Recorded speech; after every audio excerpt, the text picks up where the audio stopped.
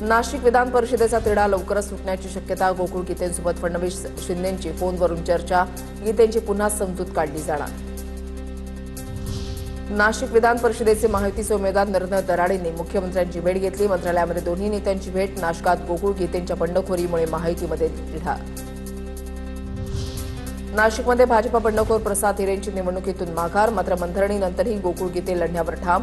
निवडणुकीमध्ये कौल माझ्या बाजूने. महायुतीच्या उमेदवाराला पाठिंबा दिल्यास मतदारांचा घात होईल. गीतेंची भूमिका. गोकुळ गीतेंसोबत चर्चा सुरू. फडणवीस शिंदेंसोबतही आमचं बोलणं झालंय. नाशिकमधील महायुतीची जागा जिंकण्यासाठी रणनीती आखणार. सकारात्मक निर्णय होईल. मंत्री उदय सामंतांसह गिरीश महाजनांकडून विश्वास व्यक्त.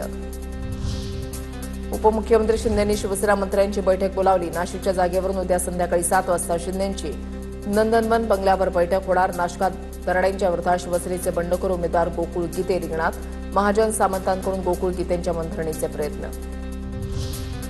कोकण विधान परिषद बिनविरोध होणं संशयास्पद. घोडे बाजाराच्या चर्चांना वाव. स्वतःला वरिष्ठ नेता समजत सुनेत्रा पवारांचं नावही घेतलं नाही. महेंद्र दळवींची सुनील तटकरेंवर टीका. तर अशा वक्तव्यांना महत्त्व देत नाही. तटकरेंचं प्रत्युत्तर.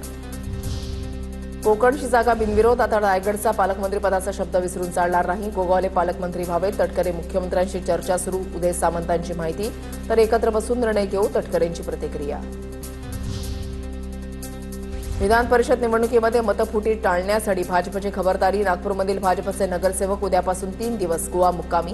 गोवा दौऱ्यानंतर 15 जूनपासून रामभाऊ म्हाळगीतील प्रशिक्षण शिबिरामध्ये सहभागी होणार. अमरावती विधान परिषदेच्या निवडणुकीमध्ये पुन्हा ट्विस्ट. बिप्लव बाजोरिया यांच्या याचिकेवर सर्वोच्च न्यायालयामध्ये सुनावणी. नामांकनात त्रुटी असल्याचा आक्षेप मान्य करत अर्ज दाखल झाल्यानंतर बिजोरियांनी सुप्रीम कोर्टात धाव घेतली होती. अर्ज मंजूर झाल्यास चौरंगी लढतीची शक्यता. आता पाहूयात टॉप 9 मोठ्या राजकीय बातम्या. ओबीसी आंदोलक लक्ष्मण हाकेंचा व्हिडिओ सोशल मीडियामध्ये व्हायरल. व्हिडिओमध्ये हाकेंची एका मोठ्या नेत्यावर टीका. हाकेंचा रोख नेमका कोणाकडे असा प्रश्न. मला डॅमेज करण्याचे प्रयत्न सुरू. तोडून मोडून व्हिडिओ दाखवले. त्या व्हिडिओशी माझा संबंध नाही. लक्ष्मण हाकेंचं स्पष्टीकरण. नवी मुंबईतील कार्यक्रमाला शिंदेंना निमंत्रण न दिल्यानं शिवसेनेचे मंत्री नाराज. कॅबिनेट बैठकीमध्ये मुख्यमंत्र्यांच्या समोर मंत्र्यांकडून नाराजी व्यक्त. मुख्यमंत्र्यांनीही चौकशीचे आदेश दिल्याची माहिती. निवडणुका भाजपसोबत लढतोय त्यामुळे भाजपसोबत राहणं आमचं कर्तव्य. महायुतीमध्ये पहिल्या दिवसापासून आम्ही एकत्र. शिंदेचे आमदार महेश शिंदेंची प्रतिक्रिया. नाशिकच्या येवल्यामध्ये ठिकठिकाणी भुजबळांच्या कार्यकर्त्यांची बॅनरबाजी. साहेब निर्णय घ्या असा बॅनरवर उल्लेख. राजेंद्र जैन यांना राज्यसभेची उमेदवारी दिल्यानं भुजबळांचे कार्यकर्ते नाराज. पक्षाकडून आज न उद्या संधी मिळेल. राज्यसभेची उमेदवारी न मिळाल्यानंतर समीर भुजबळांची प्रतिक्रिया. राष्ट्रवादी प्रवेशाच्या चर्चांना नवनीत राणांचा पूर्णविराम. मी भाजपची प्रामाणिक निष्ठावान कार्यकर्ता. पदासाठी विचारधारा बदलणार नाही. नवनीत राणांची पोस्ट. जिल्हा मध्यवर्ती बँक निवडणुकीमध्ये अर्ज बाद झाल्यानं दिग्गजांना फटका. अब्दुल सत्तारांना धक्का. छत्रपती संभाजीनगर जिल्हा मध्यवर्ती बँकेच्या निवडणुकीमध्ये मुलगा समीर सत्तार यांचा अर्ज बाद. कन्नडच्या आमदार संजना जाधवांचाही अर्ज अवैध ठरला. पक्षाने माझ्याकडे आमदारकीचा राजीनामा मागितला नाही. आमदारकीच्या राजीनाम्याच्या चर्चांवर इद्रिस नाईकवडींचं वक्तव्य. राष्ट्रवादीच्या वर्धापन दिनानिमित्त माझ्यावर जबाबदारी दिल्याची माहिती. आता पाहूया टॉप 9 मोठ्या घडामोडी. केंद्रीय शिक्षण मंत्री धर्मेंद्र प्रधान यांची एनटीए कार्यालयाला भेट. धर्मेंद्र प्रधान यांच्याकडून नीट परीक्षेचा आढावा. 21 जून रोजी होणारी परीक्षा सुरळीत पार पडण्याच्या सूचना. सर्व राज्यांचे परीक्षेबाबत समन्वय साधला जाणार. प्रधान यांची माहिती. केंद्र सरकारकडून प्रधानमंत्री उज्ज्वला योजनेच्या नियमांमध्ये मोठे बदल. सिलेंडर रिफिलची संख्या वार्षिक 9 वरून 4 वर. लाभार्थ्यांना केवळ 4 सिलेंडरवरच अनुदान मिळणार. उज्ज्वला योजनेचा मूळ उद्देश गरीब कुटुंबांना दिलासा देणं होता. तीच योजना आता आर्थिक ओझं बनत चालली आहे. जयंत पाटलांची प्रतिक्रिया. स्वस्त इंधन हा गरीब कुटुंबाचा हक्क आहे. त्यावर गदा आणू नये. जयंत पाटलांची मागणी.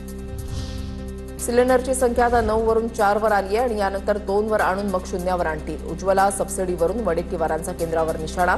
काँग्रेसनं चूल बंद करून गॅसकडे नेला. आता भाजप गॅस बंद करून पुन्हा चुलीकडे नेतील. वडेट्टीवारांचा केंद्राला टोला. होर्मुझ सामुद्रधुनी बंद राहिली तरी भारतामध्ये इंधन टंचाईची शक्यता नाही. भारताकडे कच्चं तेल एलपीजीचा 30 ते 60 दिवसांचा साठा.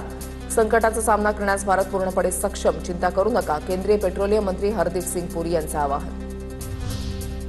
सरकारनं उज्ज्वला योजना बंद केल्यास आश्चर्य वाटणार नाही. उज्ज्वला योजनेसारखा प्रकार लाडक्या बहिणींच्या बाबतीतही सुरू आहे. उज्ज्वला योजनेवरून रोहित पवारांची ट्विट करत सरकारवर टीका. मध्य पूर्वेत युद्धाच्या भीतीमुळे कच्च्या तेलाच्या किमतीमध्ये वाढ. ब्रेंट क्रूड ऑइलच्या किमतीमध्ये 13 सेंट्सने वाढून आज $94.38 प्रति बॅरलवर. WTIचं क्रूड ऑइल सुद्धा $91.41 प्रति बॅरलवर स्थिरावलं. तृणमूल काँग्रेसच्या पत्रकार परिषद. ममता बॅनर्जी यांना सोडून जाणाऱ्या खासदारांवर कल्याण बॅनर्जी यांची टीका. जे बंडखोर झाले आहेत ते लोकांमध्ये जाऊन काम करू शकत नाहीत. या सगळ्या खासदारांनी नैतिकतेच्या आधारे राजीनामे दिले पाहिजेत. पक्षातून बंडखोरी करणारे गद्दार आहेत. कल्याण बॅनर्जींची टीका. ममता बॅनर्जींनी काँग्रेस नेत्या सोनिया गांधींची त्यांच्या निवासस्थानी घेतली भेट. तृणमूल काँग्रेस पक्षामध्ये घडत असलेल्या घडामोडींच्या पार्श्वभूमीवर बैठकीला महत्त्व. दोघांमध्ये जवळपास 45 मिनिटं चर्चा.